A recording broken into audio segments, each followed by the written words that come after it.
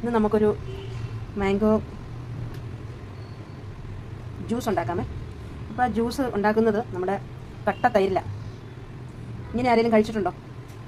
അപ്പോൾ അതിൽ ഞാൻ നല്ലതായിട്ട് പഴുത്ത ഒരു മാങ്ങ എടുത്തിട്ടുണ്ട്. അപ്പോൾ ഇത് നമുക്ക് ചെത്തിക്കൊണ്ട് വരാം. അത് ഞാൻ ചെത്തി എടുത്തിട്ടുണ്ട്. അപ്പോൾ നമുക്കിത് കഷ്ണങ്ങളാക്കി ജ്യൂസറിനകത്തിലേക്ക് ഞാൻ ഇട്ട് കൊടുക്കും. അതിലേക്ക് നമുക്ക് കുറച്ച് കട്ട തൈരാണ് വേണ്ടത്. ജ്യൂസായിട്ടുള്ള തൈര് പോരാ, നല്ല കട്ട തൈരായിട്ടുള്ളത് വേണം. അപ്പോൾ ഞാൻ തൈരിട്ട് കൊടുത്തിട്ടുണ്ട്.